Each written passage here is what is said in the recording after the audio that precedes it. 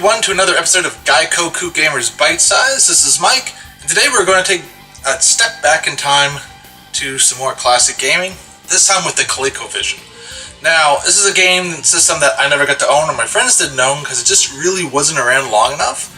But we were also preoccupied with, at that time, with the arcade games and the Atari and the Intellivision, so we never really paid it much mind. But over Christmas last year, I was able to get my hands on one. A complete system with both controllers, some games, and I absolutely thoroughly enjoy it. It's definitely a great blast from the past, and it's just something cool about what Coleco did with their Colecovision. I almost said Mattel, but Mattel made the Intellivision. But let's not wait any longer. Let's get right into the meat and potatoes of this system, and we'll show off some games.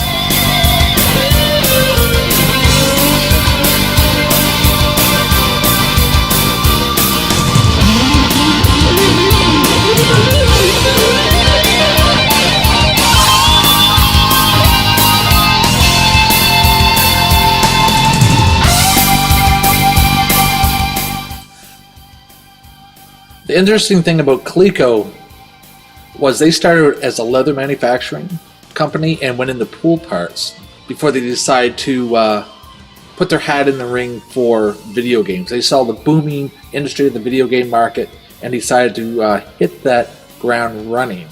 Now at the time they really didn't know too much about video games, but they had people that did, and they decided to put out the Colecovision. They used a Z80 processor, which is the exact same processor that were in arcade machines at the time, and that's why a lot of the arcade ports coming to Coleco looked a lot like their arcade counterparts. And this is what Coleco was banking on. They wanted to bring the arcade experience home to the consumer. They saw that Atari and Intellivision couldn't really do that. We saw games like Pac-Man and Miss Pac-Man on the Atari, which looked nothing like their arcade counterparts, let alone sound like them. Star Wars, the arcade game, was also available on the Atari, so was Donkey Kong, and the Colecovision was the most superior port. I believe Colecovision had the best port of Star Wars, the arcade game, for the home consoles at that time. Some people say the Atari 5200 was superior. I didn't think it was. It's definitely step up above the Atari 2600 version. Now, Coleco had, I think, 146 games. There wasn't a lot of games to choose from because at the time Atari had all the rights to a lot of the big games out there, so there wasn't so many games Coleco had to choose from. That's why they were bringing over a lot of the arcade ports, like Star Wars, Donkey Kong, Congo Bongo, as well as games like Gorf, Wizard of War, and a lot of those big games, and Defender, which we just saw there, and Gyrus as well, which you will be seeing coming up, ported well. I mean, they were really good versions of the arcade game, but the unfortunately thing for Coleco was they came at the wrong time. They came near the end of the video game boom, almost ushering in the fall of the video game market. And unfortunately, when that happened, Coleco just immediately backed out. I mean, they had stuff they could rely on, so if and when the video game market busted, it wasn't going to bankrupt the company itself. And unfortunately, that's what happened. They came out a little too late, market crashed for video games, and every store known to man was dumping these systems at very cheap costs. Of all the classic systems compared to the Intellivision and the Atari 2600, the ColecoVision is the harder one to find because there wasn't as many of them around like there was for the Intellivision and Atari. A lot of my friends had Ataris. I had Atari.